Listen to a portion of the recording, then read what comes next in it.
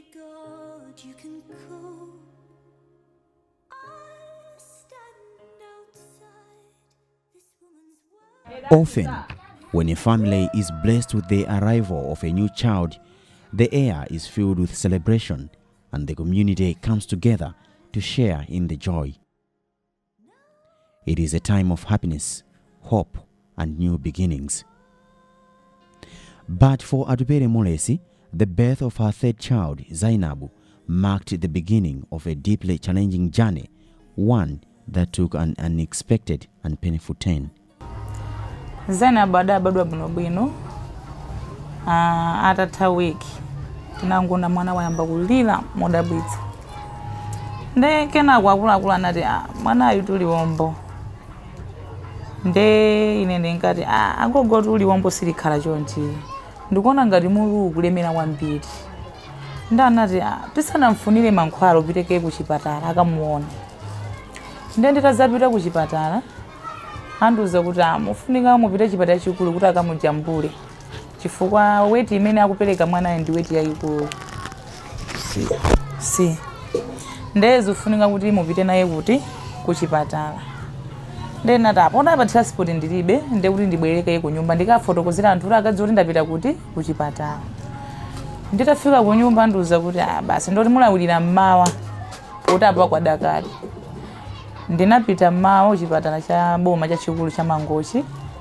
nde mwamwayi ndinakumana ndi azungu nati ine ndikufika osongomatani nkumafika ndatamuona anati mwana yofunika timuonere tisanatani tisanapite nde anamutenga kupita naye kukalumu anati atene mutisachire kena kwanadza muyeza tizili kumujambula ndanati mwana yali ndi vuto la madzi mutu nchifake mutu ukutani ukukula nde kuti titese kuti mutu usamakule timampanga operation timayika paipi imene imapopa madzi achani amutu koma tikamuyika paipi iyo mpaka nakalikali ena palibe vuto bwana mwana alandire chani chithandizo nde tinakhala pa chipatala cha Mangochi boma tudikira mambulasi opita kuzomba nde kenako tinati pakuti mambulasi akuchedwa tingoujuza bwanji ndama yathu anati palibe vuto pangani zomwezo tinanyamuka tinapita chipatala cha Zomba ndikumene analandira chithandizo kumpanga operation atampanga operation kena kwanduza kuti mudziyendere fota mutamuyika paipi yoti zipo pa madziwa apopo apeza bwino bula nimudzika musamalira nato palibe vuto ndatamuyika paipi yo ndimayendera ndithu kumayendera kena kwanduza kuti basi mukhoza kuti ukakhala pasi mukaona vuto mukhoza mabwera naye. In Mitengo area, just outside Lilongwe City, Molesi faced not the warmth of community support, but the harsh sting of ridicule and isolation. Zainabu, born with a condition affecting her head growth, became the subject of misunderstanding and judgment. Instead of embracing her as a precious new life, the community looked upon Molesi with disdain, their whispers laced with unkind assumptions. But she was fortunate to have her daughter enrolled in an initiative that rehabilitates children with different forms of disability. Pantai mene yoyo ndinalibe banja ndimadalira ngati makolo banja anga linali litata ndimadalira makolo nafika kuno nadzafotokozera makolo pantai mene makolo anali nkuthekera kuti akhoza kumatulutsa ndalama mandipatsa kuti panga chakuti kuti mwana yathandizike ndimapita naye kusosi ndimapereka ndalama kumapita naye ndekenako anadzakweza makolo so kuno zinamba kwavuta ndanati basi maita nini vomekezana nde ndimakhalabe ndekuti anadzandipatsa ndalama kuti yambani business ndinayamba business kuti naneso ndizipeza kuso chithandizo ngati chanange mapanga business nde kunadzabwera amayi nake timati mawanga anandifunsa kuti mwana wanuyo ali ndi vuto nati vuto lilipo andi maopa kufikirani chifukwa azimayife tikakhala ndi ana vuto limeneli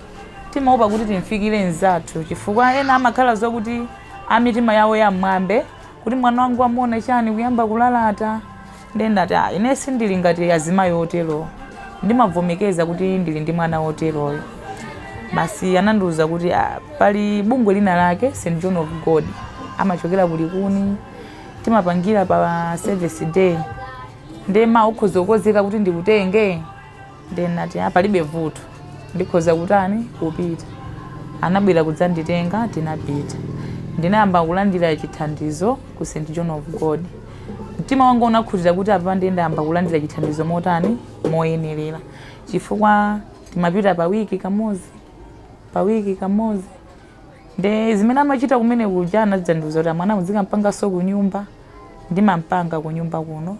Despite the early challenges, Zainab's life began to change with the support of healthcare professionals from St. John of God Hospitallary Services.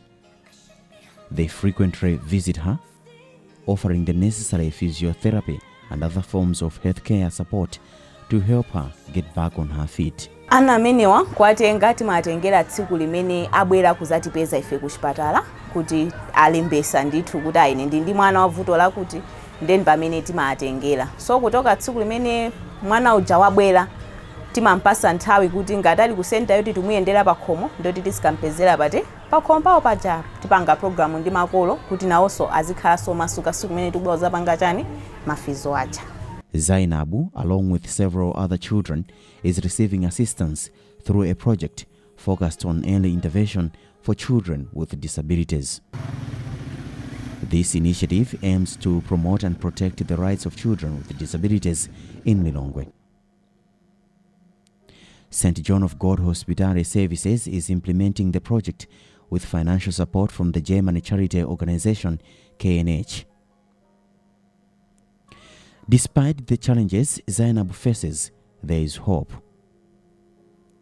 The team of dedicated professionals specializing in the care of children like her is helping improve her quality of life one step at a time. Nkosi Piri is optimistic that with time, Zainabu, like many others in the initiative, will achieve her fullest potential. Ubwino wake wa hydrocephalus ndi kuti anthu akamuzindikira mwana uja nthawi yabwino kuli ma measures amene anthu amapanga amamuyika mwana shunt mutu operation nduti kuti zipanga drain mazi akuchulukaja azigwera kandi mimba kuti at least tizipangako ease the pressure. So pressure ija ikakhala zoti kuchepa mwana uja so timatha kuona zoti akupanga peak munjira zosiyana. So for Zainab anayikidwa shunt imene yali ndi I think kandi miyezi 3 meja ngati si miyezi 4. So wakhala nayo ndithu nthawi yonse ndikumakula ndikumasunta atafika nsinkhumene ankazati joina ifeyo ali ndi zaka ziwiri ndi miyezi 9 thereabout anazapezeka zoti mena amabwera ndi the effect yapa brain mwana amapanga present ndi half paralysis. So I would say half side of her body inali strong, half side inali yotani yofoka. So ndi mmene takhala tukenda naye mkati mu kuzapezeka zoti anazalwa kesi yoti ndikudwala chifukwa cha mavuto amene ali nawo anazapanga malnutrition. So with malnutrition kuti apange peak azitolere zina zimamutani zimamuvuta. So luckily panopa zithandizo zimene wakhala kulandira waonekako kuti kuphunkhani ya malnutrition wazitolerako kathupi kakhala ngati kamba kutani kubweramo. So mphamvu zilipo over time nsana so nayamba ngati kupanga deviate kuchoka mmene umayenera kukhalira. So tinampanga link ku 500 miles amupasa chikoset chimene umavala kuti chizimupangako correct posture. Ndetu kuona bezoti nditi ma interventions itititi mwana iwaoneka ngati kuti panopa watani wasunthako. Physiotherapy is one of the primary interventions for children facing such complex conditions. The physiotherapist plays a vital role in addressing issues with posture, muscle strength, and mobility. For a child with an unstable neck and limbs, the physiotherapist will often begin by gently supporting the neck and spine to ensure proper alignment. Specialized exercises are designed to improve head and neck control, an essential first step in enabling the child to perform even the most basic movements. Specifically, we'll start from kwambiri issue ya seizures. Mbamene tingayambire kwambiri ifuka ifungati tukukamba za pressure pa brain tukena tiziyembekezera so zoti mwana uyu atha kumakumana ndi kuzizimuka koti pena sitingakulongosole. So kuzizimuka kuja mwana akamazizimuka every time ubongo uja so makhala so kutani ukuvulala. So our first line of intervention imakhala medication mwana yali pati. So tikamuyamba medication tikabanga control ma seizures aja, we are good to go, because ndeti mazuwa zota tima interventions tina titizichedwa koma over time zitani zitheka. So for Zai tinamuyikapo pa mankhwala analandirako mankhwala close to a year, tinaona zoti ma seizures aja anatani anasiya, so completely cut off. Tinamusisiratu mankhwala aja tumpanga no focus kuti now seizures tacho satiye nino tilimbikire matani mafizotone zoti tifika pati. Ngechunso mpamene tinazambweresera mpando kumuthandizira kuti mwina balance kukhala tuzikhala ngati ko she has that support considering the size of her head. Then panopo of course wasika ukuoneka be approximate to her age, so which is to me I would say good, it's a plus in my interventions amene akhala kuchitika pa iyeyo. So kwambiri challenge imakhala tiamvesese kuti chinthu chisi chimene amayembekezera bukale lose tikamayembekezera tonse timayembekezera zoti ndichira mwana walunga koma zinthu zavuta mwachonchi. So you start ndi guidance kuti izizi tiyeni tonse tichivomereze, na also counseling yomapitilira simakhala so ya siku limodzi, chifukwa likakhala siku limodzi mayi ndi mwana timutaya onse, koma tizipanga nthawi ina iliyonse imene tikutani tikubwera, because pamakhala nyengo zinaso mabwera anthu akudandaulira kuti koma tefetu mwana yetu mene tikumuoneramo asizikuyenda.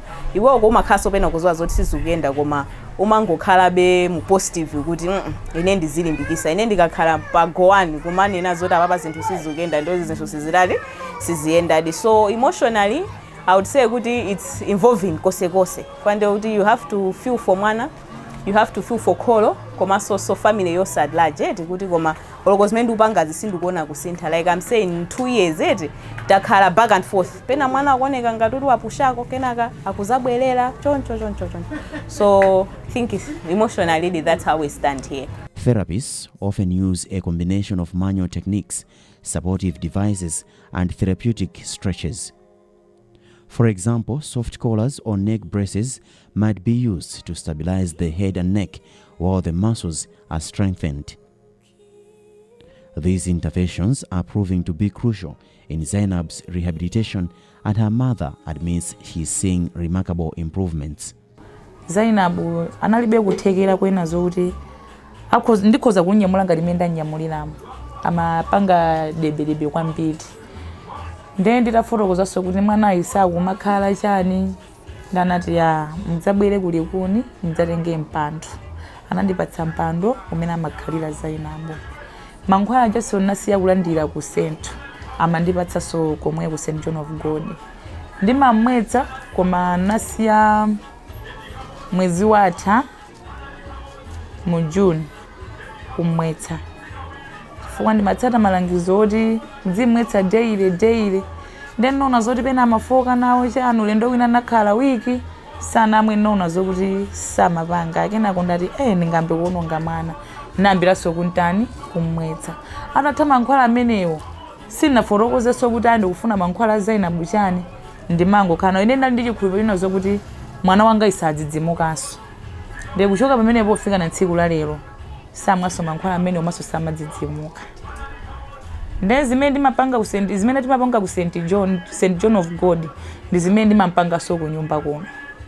Nadza fotokoza kuti Zainabu ndikumpanga mafizo okhala koma sana wako kumathawira mbali imodzi. Anandipatsa chomuongola nsana. Ndiye ndinkadandaula so kuti mutu wake ubalance su kumayima bwinobwino. Anandiuza kuti ngati akumakwanitsako kuudzutsa pang'ono timusiye choncho. Chifukwa chimenecho timapereka akazo kuti mwana uja mutu osakuudzutsa chizikhala ngati chikumpanga support. Koma Zainabu akumakwanitsako kukankha pang'ono mutu timuyang'anire kaye. Ndetili ngati momuyang'anira napo zoti Zainabu panopa khosi lake limalimba. Silinalimbe kwenikweni koma ndi mmene zinalili nthawi imene ufika panopa ndimaona kuti khosi lake limalimba. Komanso mutu wake ndi mmene unalili nthawi imeneyo kufika na tsiku la lero mutu wake unapwa si mmene unalili. Each child is different, so every treatment plan is unique. Zainabu receives the treatment that is tailored to her specific needs. Upangiro umenewu timaupereka kuchoka tsiku limene wabwera kuti nawo amakhala akuuzidwa kuti ntchito imene abwerera ku chipatala thandizo lake tizithandizana. So timamba kuwaunikira kuti zimene akuyenera kuyembekezera ndi zakuti tikamabweranso tikamapanga mafizo aja timapanga mafizo aja limodzi ndikumaphunzisanso kuti ichichi tapanga niko lero ndione kuti mukupanga bwanji, kenaka iwo akapanga nazo apapa mukutani mukulakwisa siti matere ndikukonzananso siku lake liti lomwelo. So munjira zimene zozo timaona bezoti upangiri wathu timathaso kusamusiranso kwa makolo kuti kuchithandizo chimene mwana akulandira tsiku ndi tsiku chizikhalanso chikupitirira. In a world where the challenges of caregiving often fall on the shoulders of mothers, we meet a man whose dedication to his family surpasses even the most difficult of circumstances. Kunchulesi is not just a stepfather. He is a true pillar of support for Zainabu.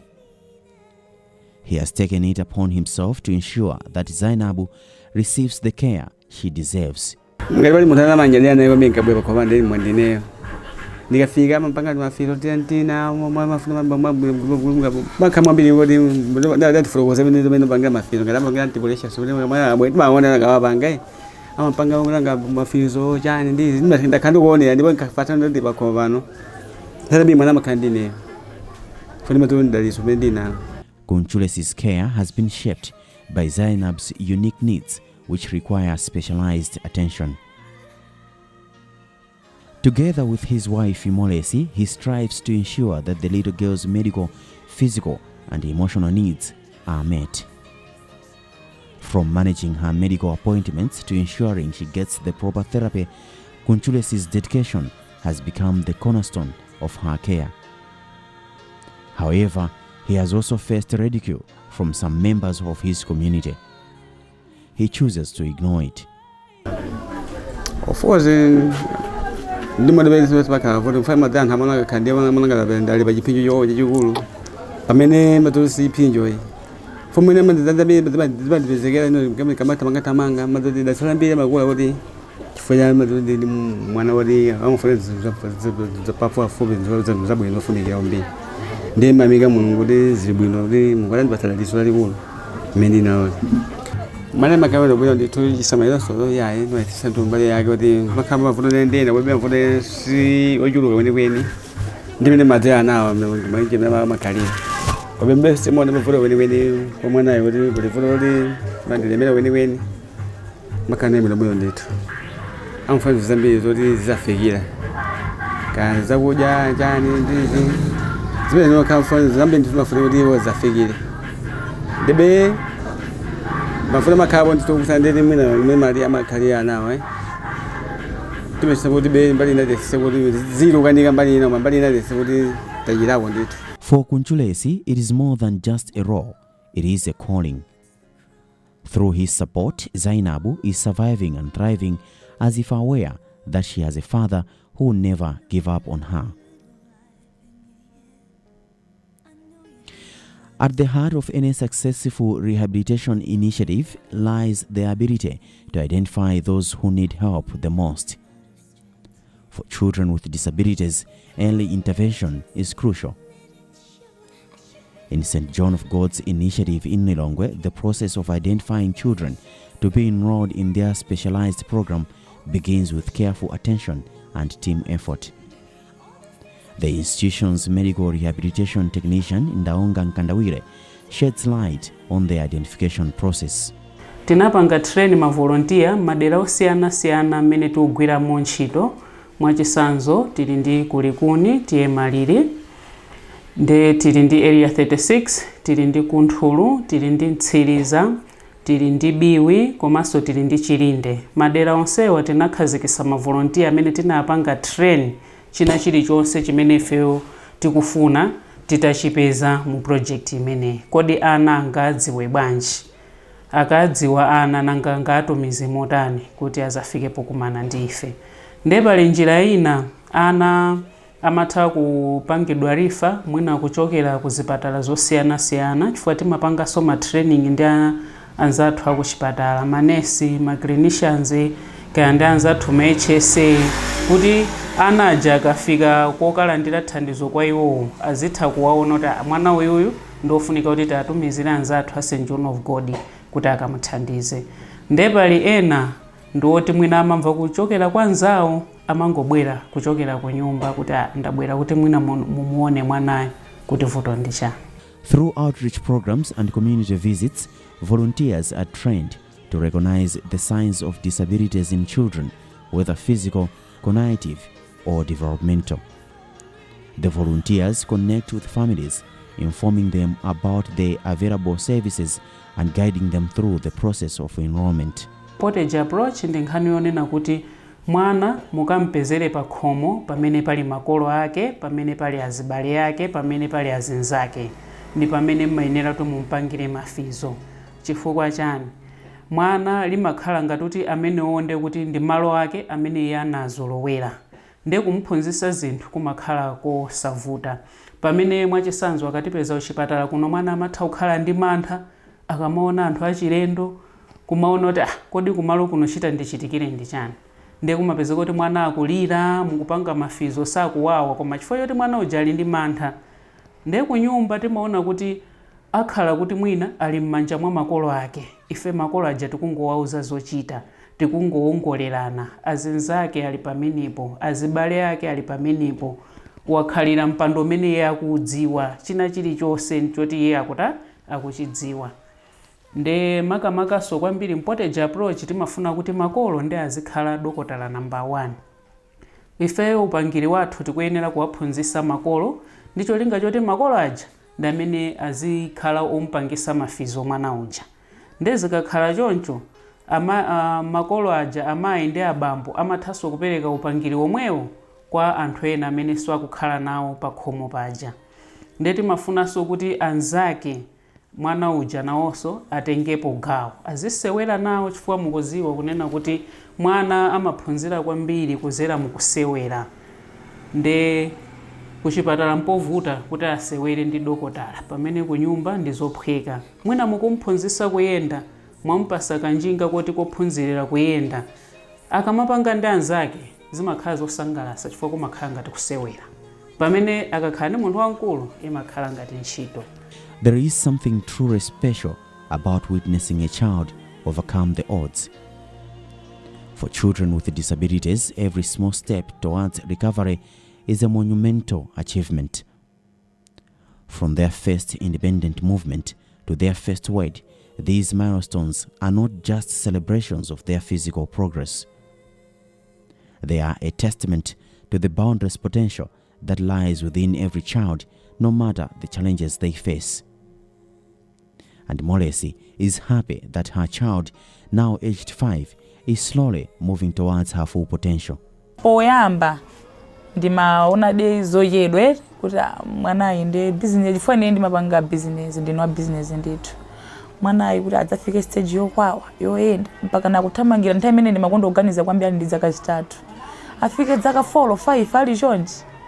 Sindzapanga so chitukuko. Ndinagiva ndithu ine sindzapanga so yani chitukuko.